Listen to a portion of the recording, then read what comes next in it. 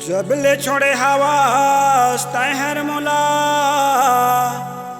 तोर बिना मोर जिंदगी है कोरा। दुनिया के बंधना ला तोड़ के आजा, सारी रिश्ता ला छोड़ के आजा, सारी रिश्ता ला छोड़ के आजा।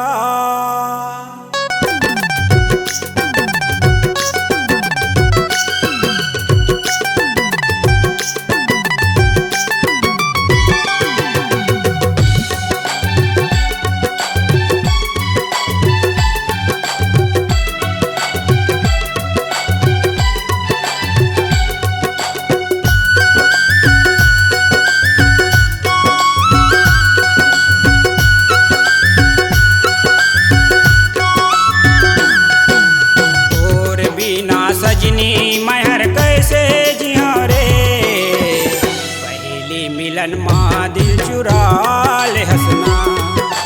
और बिना गोरी महर कैसे जिया वो, पहली मिलन माँ दिल चुरा ले हंसना। आजा रे आजा रे आजा रे आजा ना, और बिना सजनी महर कैसे जिया रे, मिलन माँ दिल चुरा ले हंसना। और बिना गोरी महर कैसे जिया वो, पहले मिलन माँ दिल चुरा ले हंसना।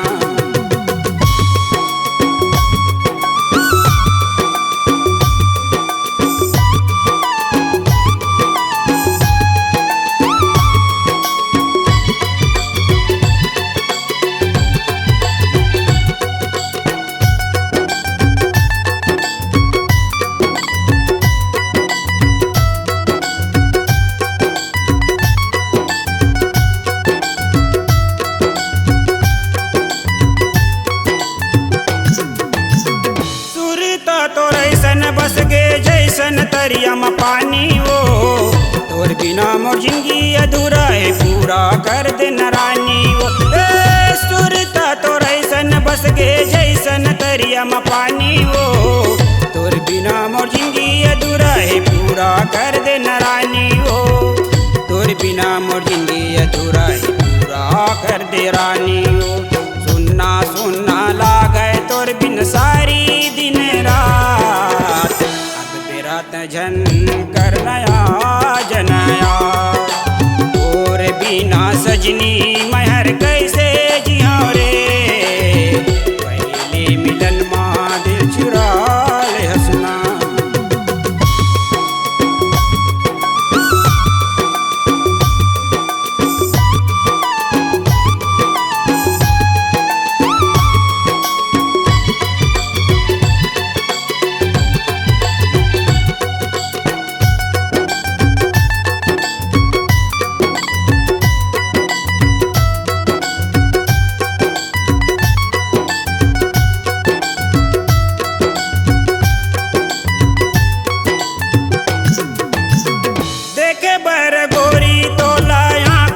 सत रहते रे, पीरित के आगी लगे जीव हर जरत रहते रे। देखे बर गोरी तोला आँखी तरसत रहते रे, पीरित के आगी लगे जीव हर जरत रहते रे। पीरित के आगी लगे जीव हर जरत रहते रे। अब तय सावन बन के आगी बुझा देना वो, के मन में समा जनाओ। और बिना सजनी महर कैसे